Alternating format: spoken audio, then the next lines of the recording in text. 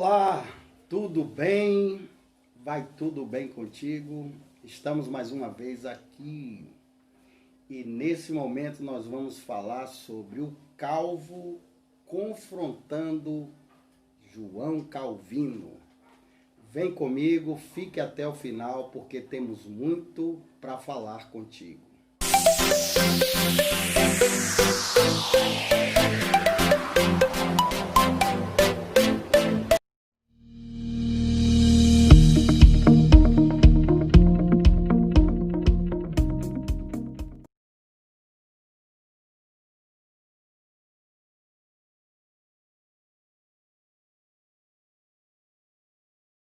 Pois bem, meus queridos, hoje nós temos um confronto.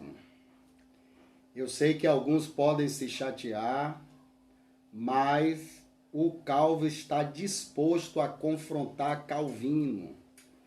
E antes de começarmos nesse confronto, eu quero ler o texto da Epístola de Paulo a Tito, capítulo 2, versículo 11.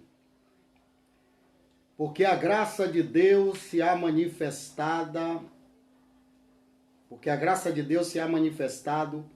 trazendo salvação a todos os homens. Todos os homens. A gente sabe perfeitamente que debates e embates teológicos são compreensíveis. Poderíamos citar aqui o debate de Pelágio e as críticas de Agostinho, ou poderemos também citar a escola de Alexandria e a escola da Antioquia da Síria. A escola de Alexandria, ela analisava a Bíblia muito mais pela questão alegórica. Já o povo de Antioquia primava pela questão literal.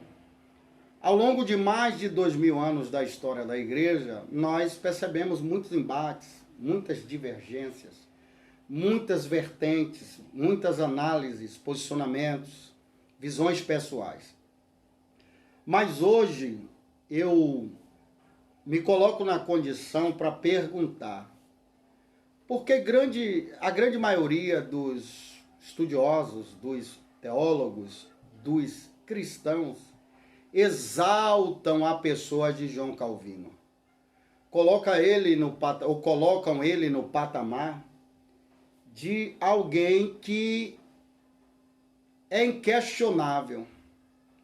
E quando a gente observa os seus trabalhos, as suas obras, isso me assusta.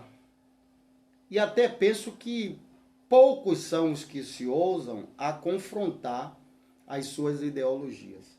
Particularmente para mim, eu considero ele como um herege. E muitas das suas falas são as piores heresias na história do cristianismo.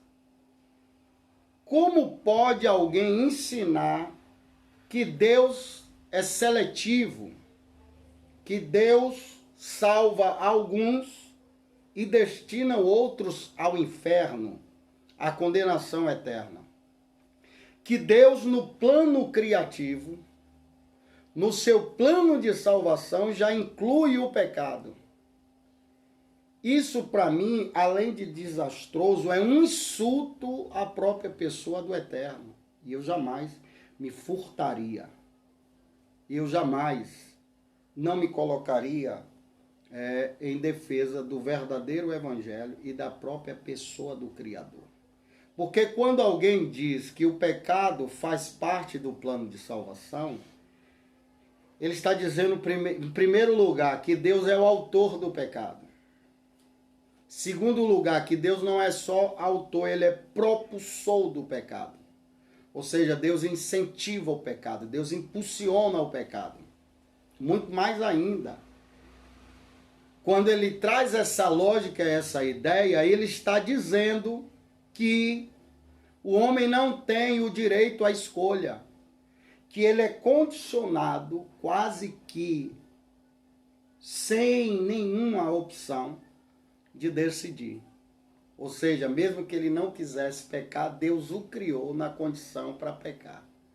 E se a gente observa o início, lá no Gênesis, quando ele cria Adão, e aí eles argumentam que ele coloca a árvore do conhecimento do bem e do mal, isso na verdade já é objeto da própria queda, porque se Deus quisesse que o homem não pecasse, ele não colocaria aquela árvore. Muito pelo contrário, ele coloca, mas anuncia.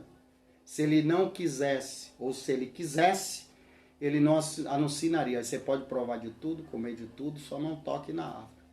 E não se questiona a Deus, que ele faz o que ele quer, ele é Deus.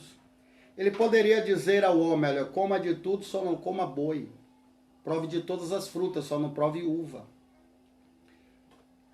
E aí a gente entendendo este diálogo com o Eterno, a gente percebe que o princípio ali é de obediência. A gente percebe que ali o princípio é da voluntariedade da obediência. Deus nos criou com a capacidade para dizer sim e não. Outro dia até eu vi John Piper falar sobre isso, que o pecado fazia parte da salvação do Eterno. Como pode? Eles usam outros argumentos dizendo que Deus criou o mal quando analisa o livro de Isaías. Na verdade, aquele texto faz parte de um contexto que Deus criou a punição para Judá, para os judeus, através dos caldeus. E a gente sabe que o pecado ele não tem origem ali em Adão. É antes, desde a queda de Lúcifer. Então eu fico pensando que ao longo de mais de 500 anos as pessoas colocaram John Calvino, os seus seguidores, aqueles que fundaram as suas igrejas pautadas nessa idolatria desastrosa, herege.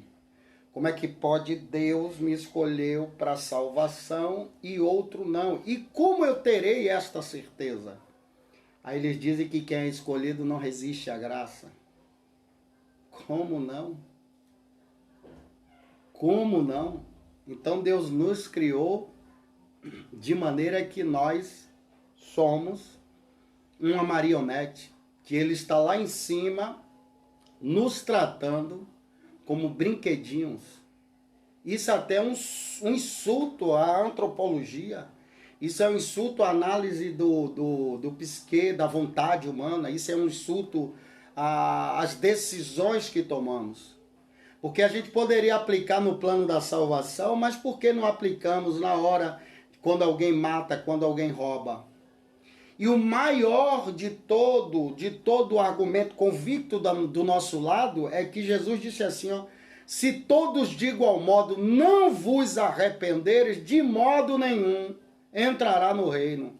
Então arrependimento é o princípio, arrependimento é o retorno. Retorno a Deus, retorno à palavra, retorno à origem, retorno à essência. Então hoje esse vídeo curto e incisivo e direto é para dizer que se você segue esses pensamentos, se você defende isso, essa ideia de uma vez salvo, salvo para sempre, e lhe dá liberdade para você pecar, porque a salvação não se perde, cuidado, porque isso é uma doutrina diabólica. Está escrito na Bíblia, aquele que perseverar até o fim será salvo. Observe, aquele que perseverar até o fim será salvo. Inclusive, quando atribui a Deus a criação do pecado, está confrontando a própria Escritura, porque está escrito, Deus não tenta ninguém e de ninguém é tentado. Deus não induz alguém ao erro para que essa pessoa aprenda com o pecado. Deus não impulsiona o erro. Deus não é propulsor do pecado. Somos nós que erramos. Porque Deus nos deu livre-arbítrio. Livre-arbítrio, entende isso? Deus nos deu livre-arbítrio. E aí a Bíblia está recheada disso aí, quando diz, propõe diante de ti a bênção. Se ouvirdes atentamente a minha voz e tiveres o cuidado de guardar todos os meus mandamentos, eu abençoarei. O Senhor também propõe a vida e não a morte. O Senhor propõe o céu e não o inferno. Porque se a gente adotar essa ideia, não tem sentido a cruz. Jesus morreu em vão. Como é que Jesus vem morrer para quem já é escolhido? Se ele já escolheu para a salvação. Então anula-se o Calvário, anula-se o sacrifício, anula-se o derramamento de sangue. Sem derramamento de sangue não haveria remissão de pecados. E para haver remissão de pecado, redenção, perdão, libertação, é preciso que o homem reconheça esse sacrifício. É preciso que o homem assimile o sacrifício do Calvário, porque está escrito, todo joelho dobrará, toda língua confessará que Jesus Cristo, toda língua confessará. Então, a graça é manifestada, trazendo salvação a todos os homens. Deus amou o mundo de tal maneira que deu seu Filho, o seu único Filho, para todo aquele que nele crê, não pereça e tenha a vida eterna. Se eu já sou escolhido, eu não preciso pregar, não preciso orar, não preciso ler Bíblia, não preciso obedecer. Aí você vai me dizer assim, mas quem é escolhido obedece, lê Bíblia. Quem é escolhido não resiste à graça. John Calvino, eu gostaria muito que você estivesse sentado aqui no meu lado, para eu tentar te convencer que você espalhou o caos na história da igreja. Sobre as suas influências, não sei se Agostinho lhe influenciou, se tantos outros, como a própria história vai dizer, que você foi influenciado por algumas mentes que eu nem considero brilhante, né? Não considero brilhante, porque nem você, nem os seus seguidores, nem os expositores desse tipo de evangelho são maiores do que a própria Escritura. Então essa fala rápida é para dizer que o Calvo confronta Calvino. E não esqueça que o Calvo está falando.